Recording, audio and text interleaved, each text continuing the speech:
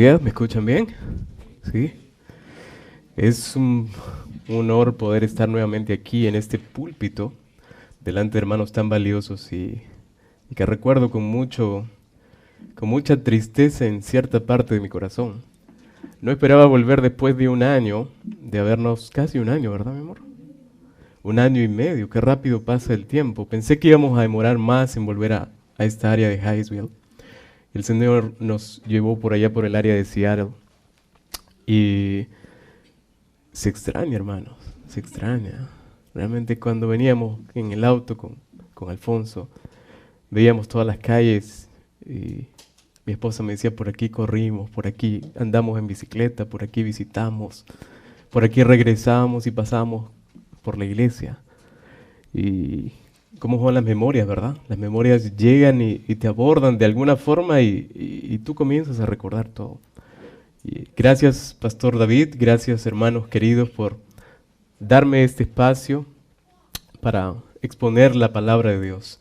Antes de continuar, quisiera compartirles una experiencia que me pasó cuando venía en el avión. Conversando con mi esposa, veíamos las noticias, porque siempre estamos al tanto de las noticias, qué es lo que está pasando en el mundo, más ahora con este tema del virus que está invadiendo muchos países, ya más de 30 países están invadidos con este virus, pero nosotros los cristianos sabemos muy bien que estas cosas tienen que pasar y que son señales antes de que el Señor Jesús regrese. Él está a las puertas, ya no falta nada. Sin embargo, la noticia que estaba revisando en el avión no era esa, sino que de pronto abro las noticias en mi dispositivo y veo la noticia ahí, una noticia que todas se repetía en varias páginas. Y hablaban de una persona muy importante en el mundo. Y no sé cuántos conocen, antes de decirles quién es, ¿cuántos de ustedes han comprado en línea alguna vez en su vida? ¿En dónde compran en línea? Amazon, right? ¿Quién es el dueño de Amazon? Jeff Bezos. ¿Ya? Y estábamos hablando con mi esposa acerca de este personaje. Y yo le decía sorprendido, ¿tú sabes cuánto está calculada la fortuna de este hombre? Y mi esposa me decía, no exactamente, pero sé que es millonario, ¿no? Y tiene mucho dinero. ¿Y por qué me llamó la atención esta noticia? Porque él acaba de comprar una casa acá en Washington, D.C. hace poco. Aunque la noticia aparentemente es del 2018, en el barrio de Calorama, aquí en Washington, D.C., downtown. Y pagó por esa mansión casi 23 millones de dólares, ¿no?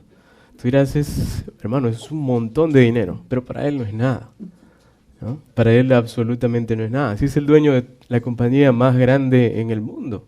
¿Quién no compra en Amazon? Tú compras en Amazon, yo compro en Amazon. Y él continúa acumulando su fortuna. Estaba viendo algunos datos de este hombre y su fortuna está calculada en 131 mil millones de dólares.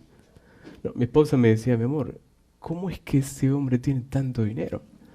Y más aún, me decía ella, pero ¿por qué me molesta que tenga tanto dinero? Me decía mi esposa. Decía, pero ¿por qué te molesta que tenga tanto dinero? Déjalo, se está esforzándole. Pero mi amor, tú sabes qué haría la gente pobre del mundo con tanto dinero si él pudiera compartirlo. Y tan solo sus palabras llegaron a mi mente. Yo me puse a pensar en todo eso, recordé algunas citas del Espíritu y Profecía y algunos textos prominentes de la palabra de Dios en donde dice lo siguiente, ¿no? Yo recordé a Ageo 2.8, que tú y yo lo conocemos muy bien. ¿Qué dice Ageo 2.8? Mía es la plata y el oro del mundo, dice Jehová de los ejércitos, ¿no? Yo me pregunto, este hombre, ¿qué hará con tanto dinero, hermano? Si a veces cuando nosotros recibimos un ingreso un poquito alto, ¿no? Ya tenemos poder adquisitivo y queremos inmediatamente arreglar nuestra vida personal, nuestra vida financiera, nuestra vida familiar. No, pero este hombre con tanto dinero, ¿tú qué harías con 131 mil millones de dólares? Si nosotros calculamos, él gana anual ese dinero, anual gana mucho dinero, más de 6 punto y tantos millones de dólares al año. Dice que por minuto él gana 149 mil dólares. Por minuto. No, y yo hacía una investigación y 480 obreros de mi país ganan mensualmente lo que él gana en un minuto. Casi 500 personas. Es el sueldo de 500 personas de mi país lo que él gana en un minuto. Y tal vez tú te preguntarás, pero hermano, ¿por qué están tan preocupados en la fortuna de Jeff Bezos? Realmente no estamos preocupados en la fortuna de Jeff Bezos, sino que estamos centrados en lo que está pasando en el mundo. Y nos lleva a pensar, definitivamente a cualquiera lo lleva a pensar, ¿por qué este hombre tiene tanto dinero y por qué ha surgido? ¿Y qué pasaría si comparte todo este dinero, verdad? Antes de inclinar el rostro para abrir la palabra de Dios, vamos a elevar una oración a nuestro Padre. No puedo abrir la palabra de Dios sin antes elevar una oración. Así que les voy a pedir que todos nos postremos, todos los que podamos postrarnos de rodillas, hagámoslo para comunicarnos con nuestro Padre Celestial. Vamos a hacerlo.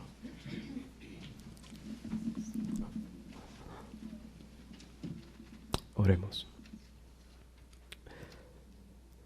Padre precioso, Señor, le damos gracias porque podemos respirar, podemos caminar, podemos pensar, Señor.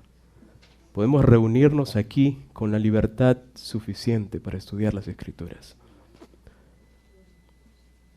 Queremos que el Santo Espíritu en esta mañana pueda tocarnos, Padre. Y aunque tal vez es un deseo un poco atrevido, permita, Señor, que a través de su poder, de su influencia, nuestras vidas sean cambiadas. Tal vez muchos de los que estamos aquí aún no somos dignos de ser tocados con el carbón. Permita que nuestra mente y nuestro corazón estén sumisos a su poder, Padre, a su influencia. Que al escuchar su palabra, Señor, podamos sentir esa vibración, sentir, Padre, ese poder que puede transformar las vidas de todos. Amado Padre, que esta oración no sea dejada en el olvido, sino que pueda ser escuchada por usted, Padre lindo. Sabemos cuán indignos somos. Reconocemos nuestra indignidad y nuestra posición como criaturas. Pero Padre, en esta mañana venimos sometidos a usted, reconociendo nuestra necesidad y nuestra dependencia. Señor, que su palabra pueda imprimir en nosotros obediencia, lealtad, fidelidad y reconocimiento de su soberanía. Gracias, Señor. En esta mañana le damos por amor al Señor Jesús. Amén.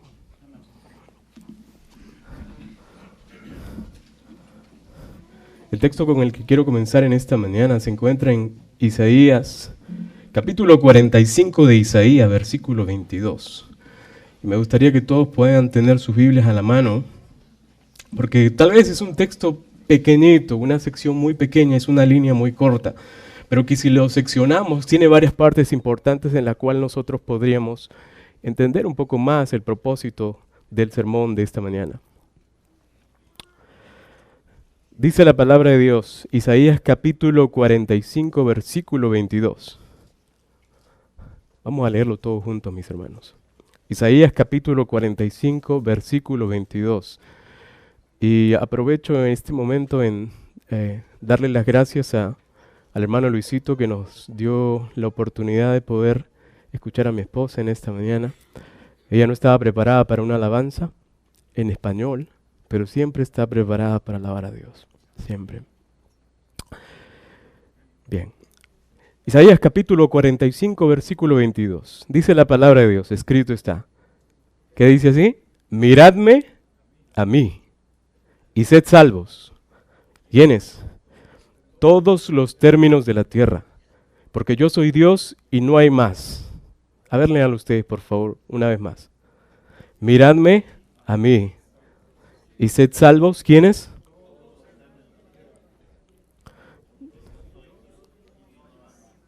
Es hermoso escucharlo de la iglesia. Miradme a mí y sed salvos. Todos los términos de la tierra.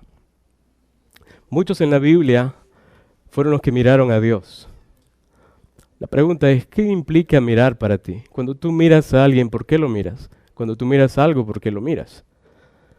Muchos en la Biblia miraron a alguien. David fue uno de ellos. El Salmo 34, versículo 5. Salmo capítulo 34, versículo 5. Y disculpe que no les haya traído diapositivas en esta mañana. Normalmente no trabajo con diapositivas cuando me invitan de sorpresa a predicar, pero siempre estamos listos. Salmo capítulo 34, versículo 5, ¿qué dice? Un texto muy poderoso. Dice la palabra de Dios. Los que miraron a él fueron alumbrados y sus rostros no fueron avergonzados. Si nosotros leemos desde el versículo 1 en adelante, nos vamos a dar cuenta que David estaba hablando de aquellos a quienes dirigen su vista, ¿a dónde? A Dios. Los que miraron a él fueron alumbrados y sus rostros fueron avergonzados. Hay un texto más, vamos a ver algunos más, pero vamos a ir paso a paso. Daniel capítulo 4, versículo 34. Y ese texto lo estudiamos ya hace unas semanas atrás, exactamente hace una semana, en donde Nabucodonosor reconoce algo importante. Daniel capítulo 4, versículo 34 dice, mas al fin del tiempo, ¿se acuerdan del versículo ya? Mas al fin del tiempo, yo, Nabucodonosor, alcé mis ojos ¿a dónde? Al cielo. Y mi razón me fue devuelta y bendije al Altísimo y alabé y glorifiqué al que vive para siempre, cuyo dominio es ¿qué cosa? No les escucho. ¿Qué cosa? Sempiterno. ¿Qué implica esa palabra? 2, 3 años, 5 años, 4 años. Y además dice, y su reino es por todas las edades. El mismo Señor Jesús, con una perfecta ejemplificación de dependencia y obediencia, en el capítulo 11 del Evangelio de San Juan, capítulo 11 de Juan, versículo 41. Vamos todos al libro de Juan, capítulo 11, versículo 41. Juan, capítulo 11, versículo 41. Dice así, entonces quitaron la piedra de donde había sido puesto el muerto. ¿De quién se está hablando aquí en este relato? Entonces quitaron la piedra de donde había sido puesto. ¿Y qué más dice? Y Jesús alzando, ¿qué cosa? Los ojos a lo alto dijo, Padre, gracias te doy por haberme oído. ¿Qué hizo el Señor Jesús? ¿Hacia dónde dirigió sus ojos, su vista? Más adelante en el capítulo 17, versículo 1, dice lo siguiente. Estas cosas, capítulo 17, versículo 1, del mismo Evangelio de San Juan. Estas cosas habló Jesús, y levantando los ojos al cielo dijo, Padre, la hora ha llegado. ¿Glorifica a quién? A tu Hijo. ¿Para que tu Hijo te glorifique? Noten los elementos que encontramos en estos versículos que hemos leído. Tú te preguntarás, hermano, ¿por qué es importante mirar al cielo? Saben, en el lugar donde estamos en Seattle, ¿no? Tenemos una iglesia muy grande realmente. ¿Cuántos miembros habrá? Hay 200 miembros activos. El libro registra más de 850 miembros. Es una iglesia grande realmente. Tal vez hay otras más grandes, pero es una iglesia grande. Y el pastor de esa iglesia es un pastor muy especial. Desde que llegamos, este pastor fue muy cálido. Nos invitó a mi esposa a su hogar, junto con su esposa, y nos sentimos muy confortados. Desde el primer momento este pastor inspiró mucha confianza y mucho amor, como deberían ser todos los pastores, así como el pastor David. Sin embargo, cuando pasó el tiempo, él fue mostrándose aún más y más cariñoso, más afectivo. Y nosotros nos sentimos muy bien. Algo que puedo decir de este pastor es que caracteriza el perfecto ejemplo de Jesús. Es un pastor amoroso, es un pastor manso, misericordioso, humilde. Si tú, el pastor, de repente le das una bofetada en la cara, en el rostro, en el lado derecho, él te dice, golpéame aquí. No, es un pastor humilde, hermanos. Y este pastor es un misionero activo. ¿Y por qué les digo esto? Porque este pastor no descansa. Este pastor está en campaña, acaba una campaña y ya está empezando otra. El pastor es conocido como el conejito de Duracell, ¿no? Porque no para, hermanos. Pero es interesante notar que así como él no para, él recibe muchas bendiciones. Y Yo al leer estos textos recordé mucho él porque él me dijo una vez, ¿no? Que tus ojos siempre estén centrados en el Señor Jesús. Nosotros podemos saber mucho de profecía, hermanos. Podemos ser el pueblo que ha recibido la luz, como dice Romanos capítulo 3. Podemos tener mucho conocimiento de Biblia. Podemos tener quizás las doctrinas correctas. Podemos tener mucho de correcto. Pero si apartamos nuestra mirada del Señor, ¿cuáles van a ser los resultados?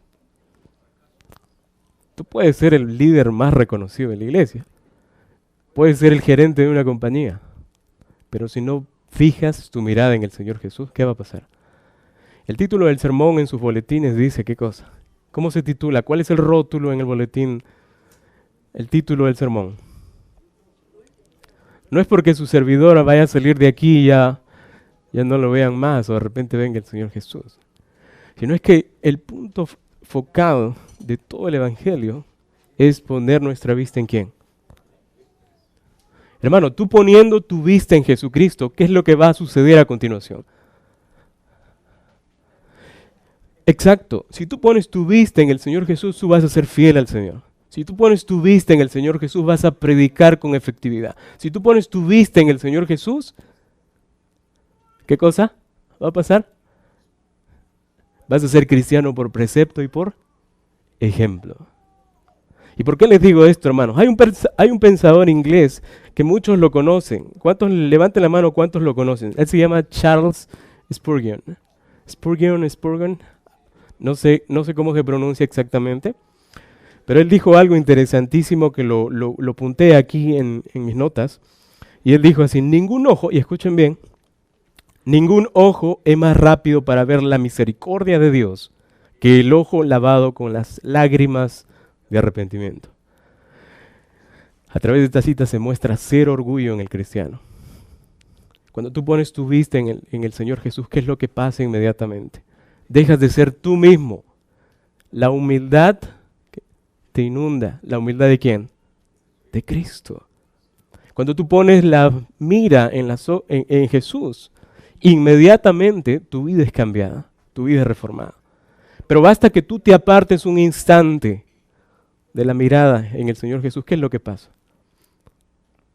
Te vuelves autosuficiente, la autoconfianza te invade, absolutamente todo lo opuesto. Hermanos, yo le puse el título, el último sermón a este tema, porque en el último instante saber de Daniel 7, saber de Daniel 11, saber de todo el libro de Daniel o Apocalipsis no te va a salvar si tú apartas tu mirada del Señor Jesús. ¿Te das cuenta de lo que estoy diciendo? Job capítulo 42, versículos 1 al 5. Vamos a notar aquí que Job también tiene una particularidad, así como la tuvo el Señor Jesús, así como la tuvo Nabucodonosor, así como la tuvo David. ¿Qué es lo que dice Job capítulo 42, versículos 1 al 5? Y dice así, ya lo tienen en las pantallas, gracias. Respondió Job a Jehová y dijo, lean conmigo, yo conozco que todo lo puedes y que no hay pensamiento que se esconda de ti. Y aquí viene una pregunta. ¿Qué es del que oscurece el consejo sin entendimiento? Por tanto, yo hablaba lo que no entendía, cosas demasiado maravillosas para mí que yo no comprendía. Y miren lo que dice el verso 4. Oye, te ruego y hablaré. Te preguntaré y tú me enseñarás. Y lean ustedes el verso 5. ¿Qué dice allí?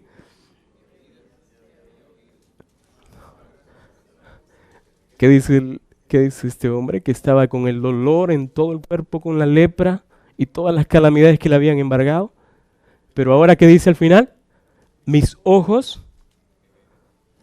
Hermano, tal vez para ti mirar al cielo no implique mucha importancia.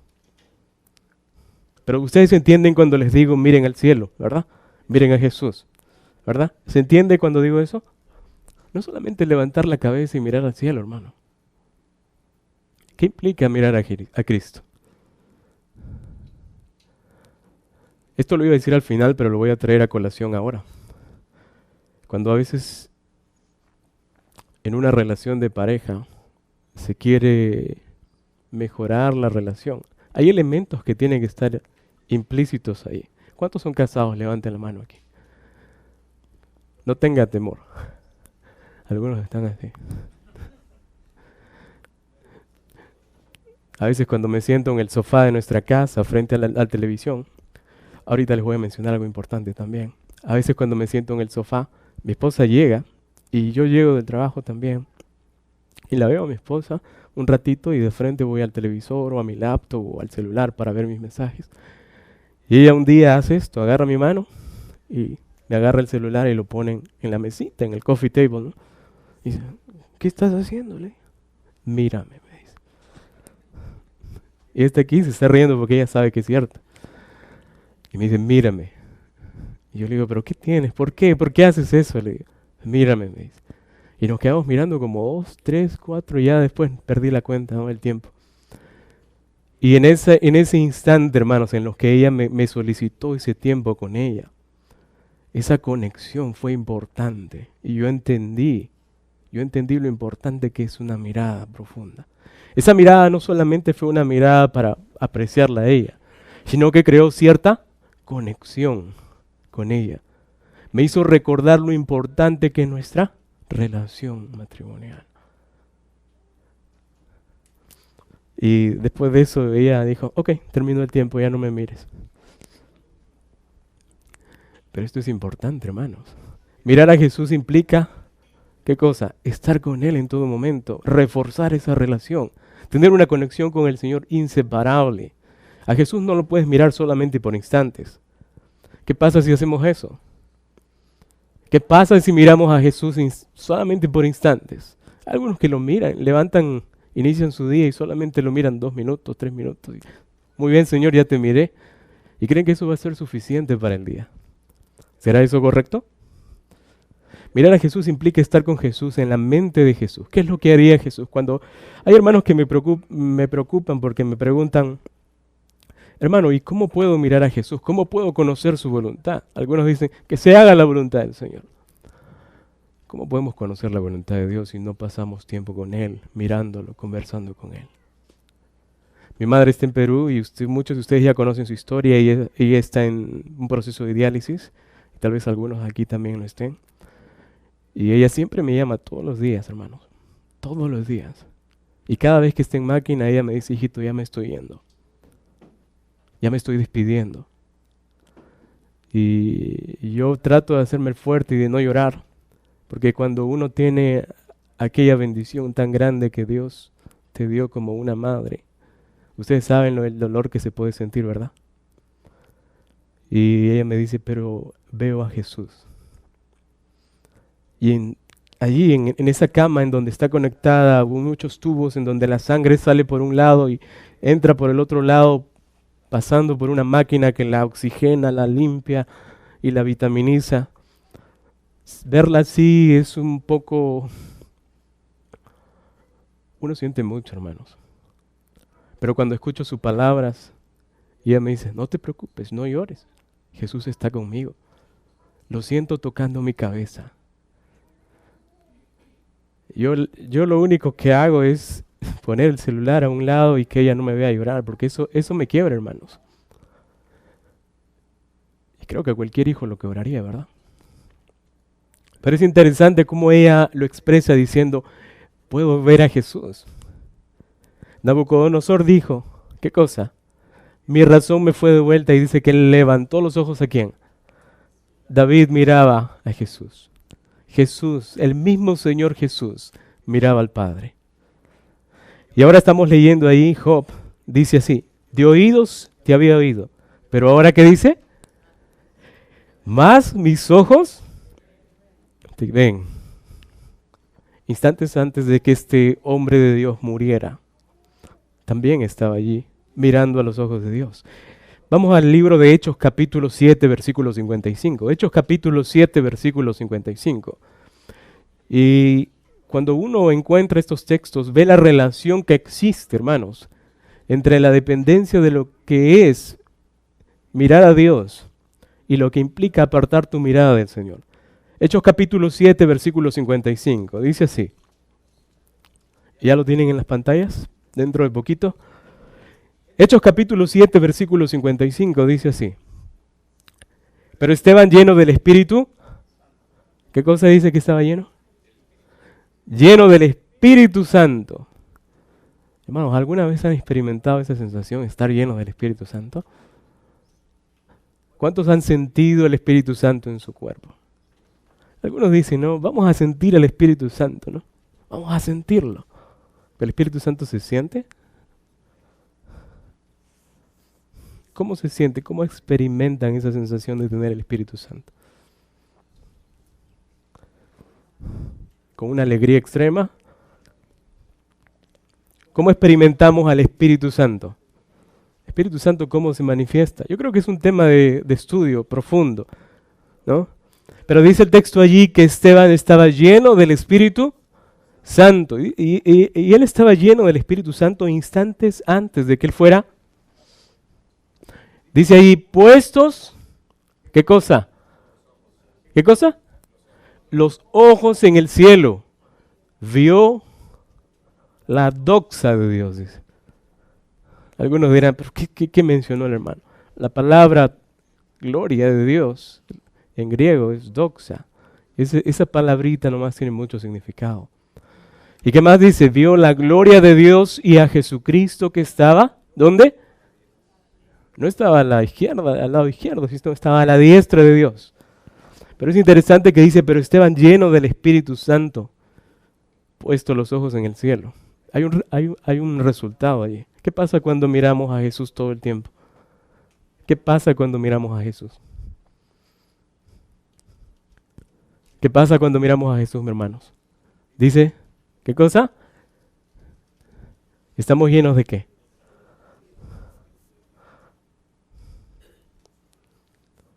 ¿Saben que cuando yo era pequeño, llegaba a casa, y cada vez que llegaba a casa yo del colegio, papá estaba en la casa, a veces sí, a veces no, y él usaba un perfume muy especial, que hasta ahorita se me quedó grabado en la mente, en la conciencia.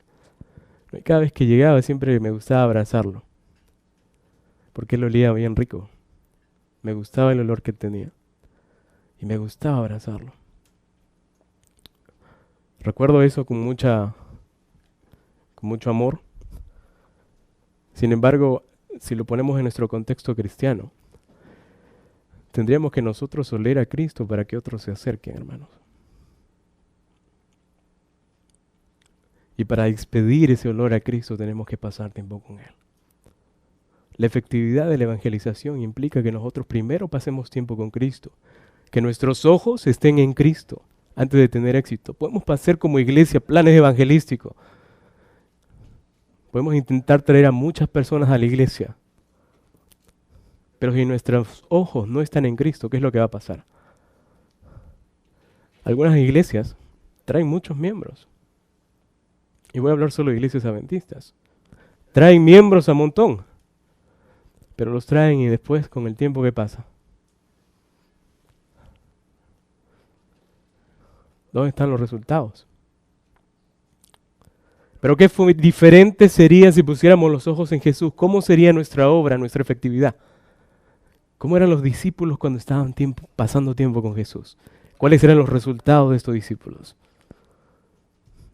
Timoteo, discípulo de quién era. Pedro, ¿cómo era antes de su conversión? Juan, ¿cómo era antes de su conversión? Ellos habían pasado tiempo con el mismísimo Señor Jesucristo. ¿Qué pasa si nosotros fijamos nuestra vista en Jesús?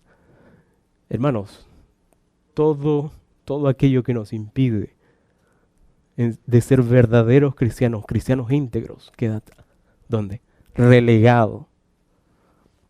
Y nosotros comenzamos a ver el ideal del cristianismo. Esteban estaba a punto de ser muerto con las piedras. Mucha gente, y de entre ellos, dentro de la turba, estaba un personaje que nosotros admiramos mucho, que es pequeñito, el apóstol Pablo. Él estaba mirando ese momento. Pero dice allí que Esteban estaba allí lleno del Espíritu Santo, puesto los ojos en el cielo. Y no es que él estaba así solamente. Mateo capítulo 14, versículo 28. Me acordaba del apóstol, del discípulo. Y este discípulo fue muy particular, porque era un discípulo como muchos hay en la iglesia, ¿verdad? Era un pescador rudo, ¿no? Soberbio, orgulloso, ¿no? Y que a veces generaba muchos problemas en la iglesia. Sin embargo, este discípulo pasó una experiencia muy traumática para él, pero que le ayudó personalmente. Mateo capítulo 14, versículos 28 al 30. Vamos a leer estos textos. Mateo capítulo 14, versículos 28 al 30. Dice la palabra de Dios: entonces le respondió Pedro y dijo, ¿qué cosa? Vamos a ubicarnos en el contexto. ¿En dónde está pasando este escenario? Si ustedes leen todo el contexto se van a dar cuenta que estaba allí en una tormenta. ¿Quiénes estaban? Los discípulos. Allí estaban en la barca. Habían salido a pescar. Sin embargo, dice ahí, Señor, dice Pedro, si eres tú, manda que yo vaya a ti sobre ¿dónde? Sobre las aguas. Verso 29. Y él dijo, ven, y descendió Pedro de la barca. Andaba sobre las aguas para ir ¿a dónde? A los brazos de Jesús. Y lean ustedes el verso 30. Pero, al ver el fuerte viento, tuvo miedo y comenzando a hundirse, dio voces diciendo, Señor, sálvame. Pero dice la palabra de Dios en el verso 30, si ustedes leen allí, pero a ver el fuerte viento. Jesús, ¿qué le había dicho? Pedro, sal fuera, ven. Y Pedro dice que comenzó a caminar sobre ¿dónde? Pedro estaba viendo al comienzo a Jesús. ¿Y se hundía? Pero dice que cuando él comenzó a ver al costado la tempestad, comenzó a preocuparse y comenzó a depender ¿de quién? Y dejó de mirar ¿a quién? A Jesucristo. ¿Qué es lo que pasa cuando dejamos de mirar a Jesús? Luisito, ¿qué es lo que pasa cuando dejamos mirar al Señor Jesús? ¿En dónde nos hundimos? ¿En dónde nos hundimos? Hay una palabra que siempre me gusta utilizarla cada vez que representa el pecado para mí. Y esa palabra es anarquía. Y la anarquía es, yo hago mis propias reglas. Yo sigo la ley según yo creo que debe ser seguida. Yo hago mis propias leyes. Mis hermanos, quiero mencionarles lo siguiente. Nosotros podemos apartar nuestra mirada al Señor en cualquier momento. Nadie te obliga a mirar a Jesús. Es más, cuando el Espíritu Santo viene a ti y quiere influenciar en tu vida, quiere hacer el cambio, el Espíritu Santo es tan respetuoso que Él no te va a obligar a seguirte, que Él no te va a obligar. Pero yo te pregunto a ti, ¿qué es lo que tú deseas en esta mañana? ¿Quieres apartar tu mirada del Señor Jesús? ¿Entiendes tú bien los resultados, las consecuencias de lo que es apartar tu mirada del Señor Jesús? Desde que nos mudamos allá al área de Seattle con mi esposa, hermanos, nosotros estábamos con muchas interrogantes en la cabeza. Mi esposa decía, ¿y ahora qué vamos a hacer allá? Es un cambio de vida. Nosotros pensamos establecernos acá en Washington D.C., pero cuando mi esposa consiguió el trabajo allá, decía, ¿qué hacemos? ¿Acepto o no acepto?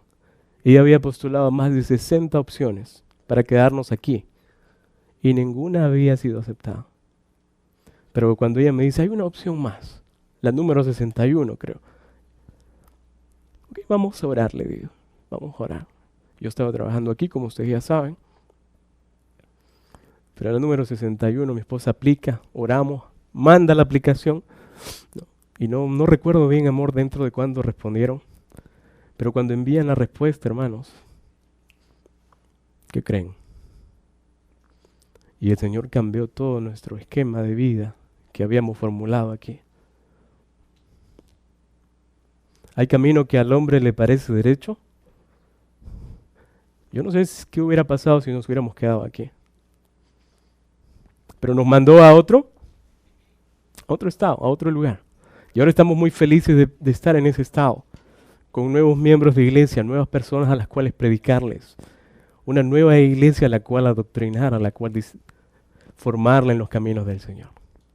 Un poco diferente aquí, un poco diferente, pero con el mismo propósito, la misma mentalidad, poner los ojos en Cristo. Hermanos queridos, antes de terminar esta sección, quisiera hacer un hincapié en algo muy importante. La iglesia adventista tiene el propósito y el objetivo de llegar ¿a dónde? Al reino de los cielos. Amén. Pero hay un texto que siempre me viene a la memoria y ese texto es San Juan 10:16. Y con esto les quiero decir algo. Y lo estoy viendo en muchas iglesias a las cuales estamos yendo ahora. San Juan 10:16, ¿qué dice? Vamos a leer ese texto, porque con esto vamos a ir cerrando ya el tema en esta mañana. San Juan 10:16, ¿qué dice? Vamos a leerlo todos juntos. San Juan capítulo 10, versículo 16. San Juan capítulo 10, versículo 16. Es un texto muy conocido por algunos de ustedes, pero vamos a recordarlo. San Juan capítulo 10, versículo 16. Ahí está en las pantallas. Vamos a leerlo todos juntos. Dice, también tengo ovejas que no... Dice que no, que son. Que no son de este redil. Aquellas también debo traer y oirán mi voz, y habrá un solo rebaño y un solo. Si hacemos un análisis exegético de este texto, ¿qué es lo que vendría a nuestra mente inmediatamente después de nuestra investigación? También tengo ovejas en otros. La iglesia adventista es un redil, ¿verdad? ¿Creen que hay hijos de Dios fuera de la iglesia adventista o no? ¿Y qué dice que tiene que pasar con ellas? Dice, también tengo otras ovejas que no son de este redil. Aquellas también debo. ¿Quién? ¿El Señor Jesús? ¿Cuántos dicen el Señor Jesús tiene que traer las ovejas? Levante la mano aquel que cree que tiene que traerlas el Señor Jesús. Dice que nosotros somos ¿qué cosa en las manos del Señor? Instrumentos. ¿Quién es el que trabaja en la mente del hombre, en el corazón del hombre?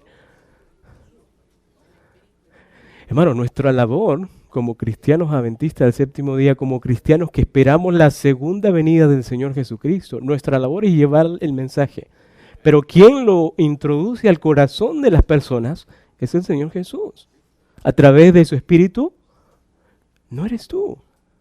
¿Sí? Es más, si nosotros leemos el texto de Hechos, capítulo 2, casi al final del capítulo, dice que y el Espíritu Santo y el Señor añadía, ¿a dónde? A la iglesia, a los que habían de ser. Y a veces tenemos el mal concepto de que nosotros vamos a traer las almas al Señor. Nosotros somos instrumentos nada más. Yo le decía a mi esposa, siempre converso con ella sobre estos temas de religión y a veces encontramos puntos muy interesantes, le digo. Y cada vez que pensamos en eso, yo me acuerdo cómo es que Dios nos utiliza como instrumentos. Pero a veces no es tan importante abrir la Biblia.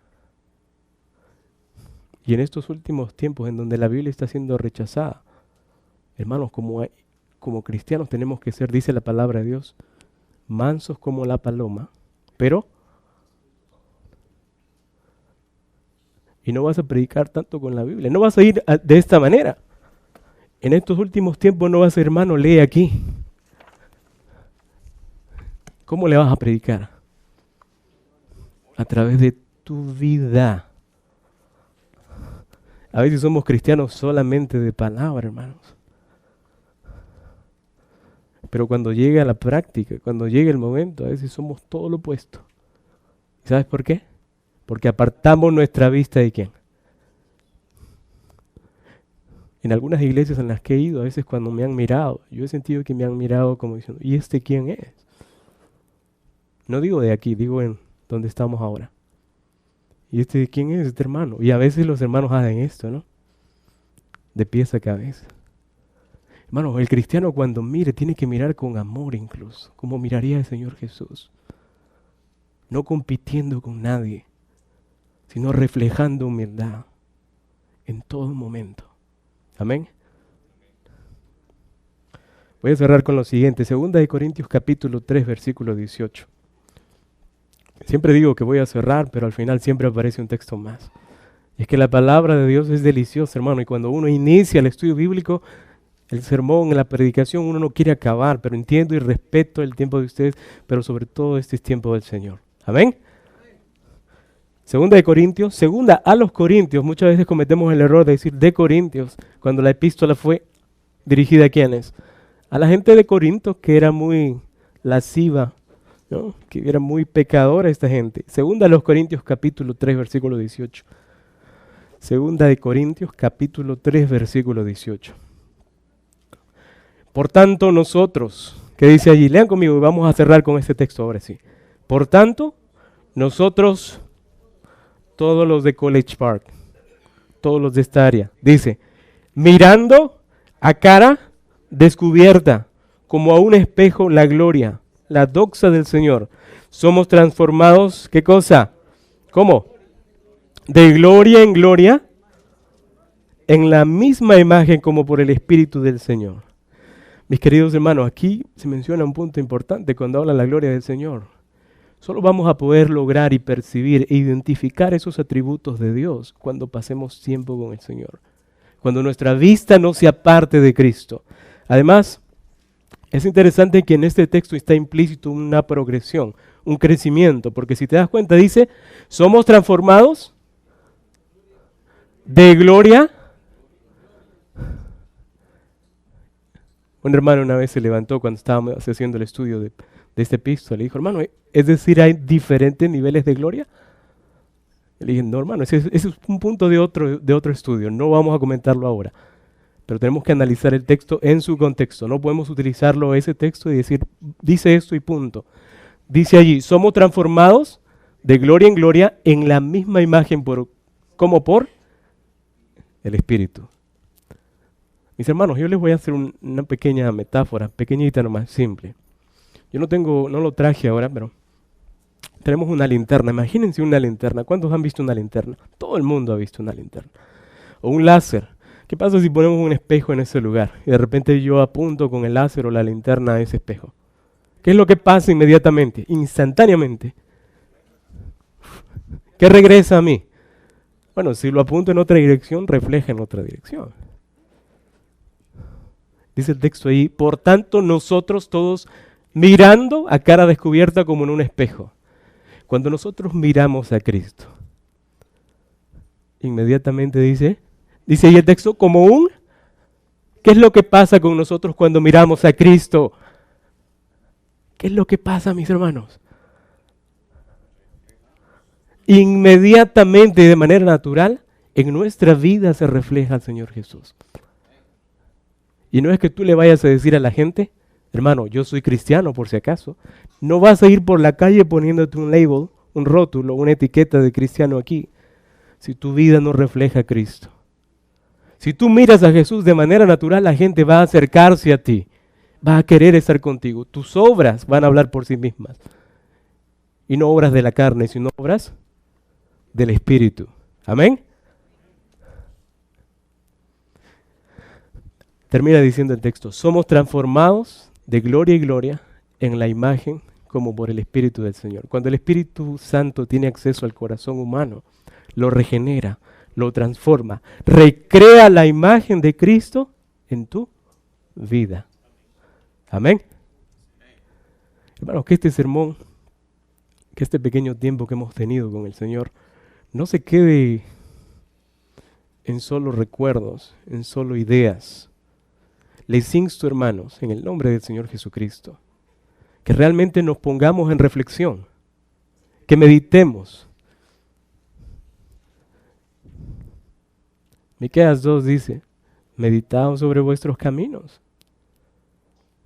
Que este tema sea un tema de reflexión a nosotros, porque tal vez en algún momento de nuestra vida, o tal vez hoy tú viniste a la iglesia sin hacer tu culto personal y dejaste de mirar a Dios y esperaste a llegar a la iglesia, ojo con esto, esperaste a llegar a la iglesia para recién decir, voy a escuchar lo que nos va a decir el sermón en esta mañana o la escuela sabática. Voy a esperar que me nutran. Un error del cristiano común actual es que esperan que la iglesia los prepare.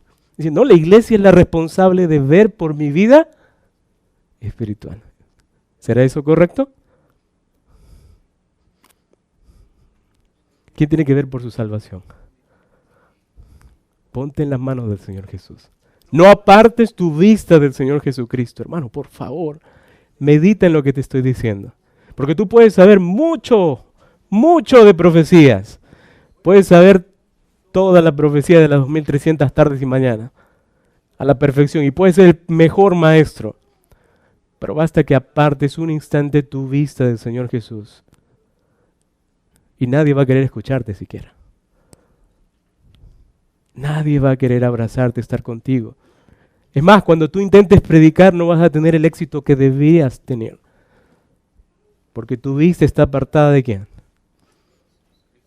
De aquel quien es el motivo de nuestra fe. Amén. Bueno, vamos a ponernos en pie y quiero hacer una pequeña invitación. Una pequeña invitación antes de terminar esta parte. Porque hay elementos que están invadiendo a nuestra iglesia. Vamos a ponernos todos en pie, por favor.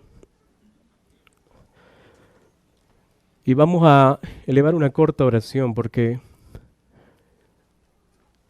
el enemigo de Dios está infestando nuestras iglesias de autosuficiencia. Algo que como predicador veo en las iglesias es que, y saben por qué le voy a decir, ustedes lo van a entender. La mayoría en las iglesias está cabeceando, hermanos. Están durmiendo en sus laureles, como decía mi madre, como dice mi madre. Y tenemos el deber de predicar 24 horas del día, con nuestra vida, con nuestro testimonio. Si la palabra no está aquí y aquí, en vano va a ser que tú hables, porque tus palabras van a caer en saco, porque no van a tener poder, hermano. Pero si tú practicas lo que predicas, qué diferente va a ser. Hermanos queridos, en el fondo de mi corazón deseo que la iglesia de College Park continúe predicando. ¿Saben que yo lo sigo por internet a ustedes? Algunos dirán, no, hermano, ya se olvidó de nosotros. Mis hermanos lindos, yo los sigo por internet porque ustedes son famosos allá. La verdad. Yo los sigo, incluso la sigo a mi hermana, a mi hermanita cuando predica. Más bien voy a preguntarle por qué han parado de predicar, porque ya no los veo. Y ella sabe qué le digo. Y yo los veo a ustedes, hermanos. Lo veo a Wilmer también. No sé dónde está él. Me da tristeza no haberlo visto para abrazarlo. Pero yo los veo a ustedes cuando hacen sus preguntas de escuela sabática. Y levantan la mano. Yo lo veo mi hermano de acá, mi hermano Luisito, mi hermano de rojo. Disculpa que olvide tu nombre, mi hermano. Lo veo el pastor David acá liderando. Lo veo a todos ustedes, a mi hermano de acá. También lo veo. Todos se paran a opinar. Y eso me inspira a mí, hermanos, a continuar también. A saber que no estoy solo predicando en otro lugar. Que veo que esta iglesia está creciendo, aunque no pase mucho tiempo con ustedes, me alegra poder verlos como están creciendo en conocimiento y fe. Y no se asusten de ver a la iglesia. No se asusten de ver a la iglesia si está disminuyendo. Dice que está pasando ¿qué cosa esto? Y dice que solo el trigo quedará en la zaranda. Vamos a hacer una invitación a todos aquellos que de repente han apartado su mirada del Señor Jesús. Sean honestos con ustedes mismos. No les voy a pedir que pasen adelante, pero si estás allí necesitando fijar tu mirada en el Señor Jesús, inclina el rostro conmigo. Y si tú deseas postrarte, recuerda que el Señor se lo merece. Si apartaste un instante tu mirada del Señor Jesús y tu vida no está yendo como Él quiere, date cuenta de qué es lo que está pasando. Medite en tus caminos y fija tu mirada en Él. Vive con Él. Si tienes alguna duda, pregúntate, ¿esto querría el Señor Jesús para mí? Vamos a inclinar el rostro para ahora. Vamos a terminar. Amoroso Padre Celestial, soberano Rey del cielo y del universo. Padre precioso, en esta mañana te damos gracias porque eres un Padre de misericordia, porque eres un Padre de benevolencia. Porque aún Padre nos perdonas y permite, Señor, que podamos arrepentirnos de nuestros pecados y podamos volver nuestra vista a ti. Padre Santo, fuimos creados a imagen tuya, a tu imagen y semejanza. Sin embargo, con el tiempo, Señor, con el tiempo nuestra vida cambió y muchas de nuestras vidas se secularizaron. Oh Padre, no queremos más ello. Queremos en esta mañana pedir la ayuda del Espíritu Santo, que pueda obrar en nosotros el querer como el hacer por su buena voluntad. Padre precioso, que cada día hasta el día de tu retorno, de hoy en adelante, podamos reconfirmar nuestro pacto contigo en seguirte, en serte leales en todo, en practicar la humildad y no solamente enseñarla, en ser el primer ejemplo en nuestros hogares y no solo en la iglesia. Padre precioso, abrácenos en este día, que podamos sentir la delicia de su compañía. Que podamos, Señor, caminar con usted, que nuestros pasos, aunque quieran irse por otros caminos, sea su Santo Espíritu quien nos dirige en esa línea de salvación. Padre nuestro, abrácenos hoy, que realmente este día sea un día de encuentro con usted. Una delicia. Gracias, Padre, oramos todo, pidiendo y agradeciendo en el nombre santo y puro del Señor Jesucristo. Amén, Señor.